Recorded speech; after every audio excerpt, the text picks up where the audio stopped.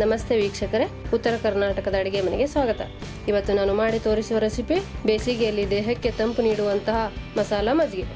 ಮಸಾಲ ಮಜ್ಜಿಗೆ ಮಾಡಲು ಬೇಕಾಗಿರುವ ಸಾಮಗ್ರಿಗಳು: ಮೊದಲನೇದಾಗಿ 1 ಕಪ್ ಮೊಸರು, ಅರ್ಧ ಕಪ್ ಪುದೀನ ಸೊಪ್ಪು, ಅರ್ಧ ಕಪ್ ಕೊತ್ತಂಬರಿ ಸೊಪ್ಪು, 1 ಟೀ ಸ್ಪೂನ್ ಉಪ್ಪು, 1 ಹಸಿಮೆಣಸಿನಕಾಯಿ, 1 ಟೀ ಸ್ಪೂನ್ ಜೀರಿಗೆ powder, 1 tea spoon pepper powder ತೆಗೆದುಕೊಳ್ಳಿ. ಈಗ ಮಸಾಲ ಮಜ್ಜಿಗೆ ಮಾಡುವ ವಿಧಾನ. ಮೊದಲಿಗೆ ಮಿಕ್ಸಿ ಜಾರಿನಲ್ಲಿ 1 ಮೆಣಸಿನಕಾಯಿಯನ್ನು 2 ಭಾಗ ಮಾಡಿ ಹಾಕಿ, ಸ್ವಲ್ಪ ಕೊತ್ತಂಬರಿಯನ್ನು ಹಾಕಿ, ಸ್ವಲ್ಪ ಪುದೀನ ಸೊಪ್ಪನ್ನು ಹಾಕಿ ಸಣ್ಣಗಾಗುವವರೆಗೆ ರುಬ್ಬಿಕೊಳ್ಳಿ.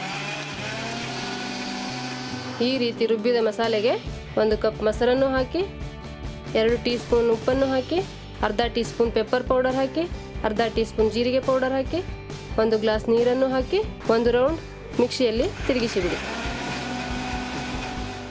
ಈಗ ಮಸಾಲ ಮಜ್ಜಿಗೆ ಸವಿಯಲು ರೆಡಿ.